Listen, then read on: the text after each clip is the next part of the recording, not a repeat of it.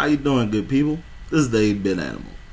Okay, so today's game is the second game in a long-running series. It's probably one of the most venerable series in video game history. It's one of the best action game series in video game history. One of the best, not the best. It's, bar none, one of the best side-scrolling platformers in video game history.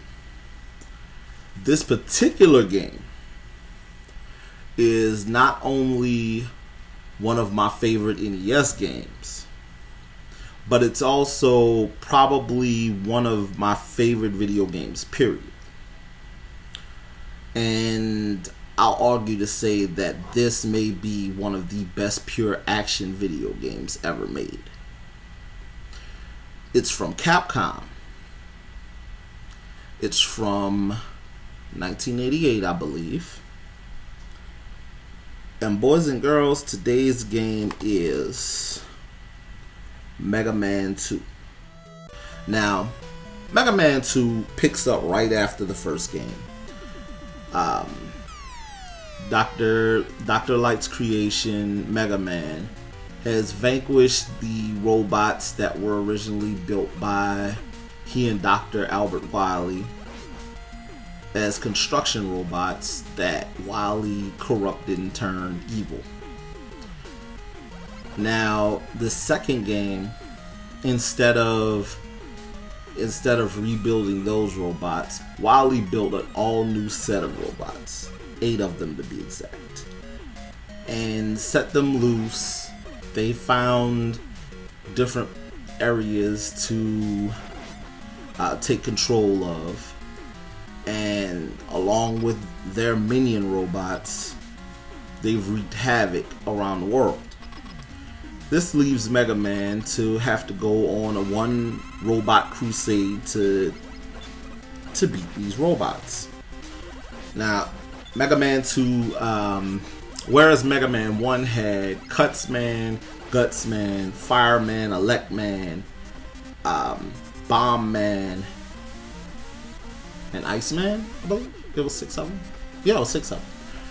Mega Man 2 features, as far as boss characters, Bubbleman, Airman, Woodman, Crashman, Flashman, Heatman, Metalman.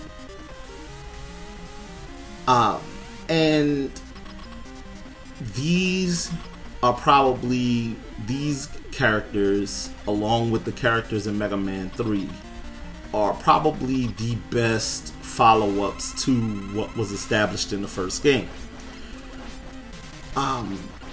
As is in the first game, there's a pattern that you can go through to make the game easier, where some bosses, their weapons, when Mega Man acquires them after beating them, their weapons may attack a weak point in another boss. For instance, you get the Metal Blade from Metal Man, and you can use the Metal Blade to attack, well, to cause ridiculous amounts of damage on Woodman. You can use the air shooter that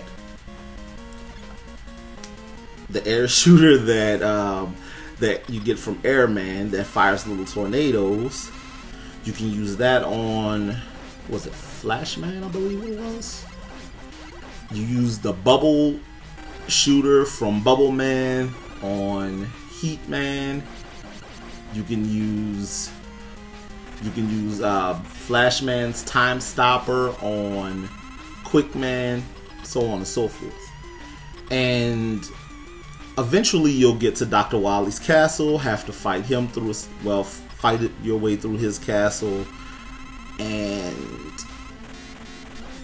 it's, it's your standard run and gun game, but the way these levels are crafted makes Mega Man 2 an amazing game. And that's just part of it. The controls are tight. The platforming is well done. the soundtrack. The soundtrack might be one of the most emulated soundtracks in video game history.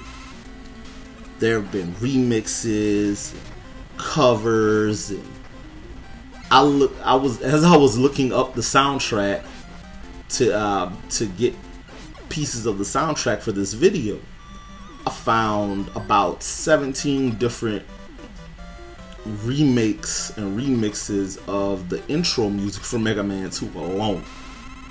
So that should tell you exactly how influential this game is. Now, looking for Mega Man 2 or any other game in the Mega Man series can be a daunting task if you're looking for actual NES cartridges. But if you have a PlayStation 2, an Xbox, an original Xbox, or a GameCube, you can get the Mega Man Anniversary Collection that has the first 8 games in the series on one disc. You can also go on the Virtual Console service that the Wii has and download actually all 10, because later on Capcom put out a Mega Man 9 and Mega Man 10 for assorted download services.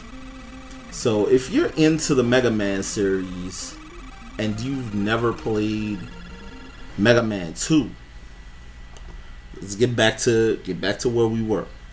If you've never played Mega Man 2 and you're a fan of the Mega Man series, you need to pause this video right now and go find a copy of Mega Man 2. You owe it to yourself. This has been 8-Bit Animal, and I will catch you beautiful people tomorrow.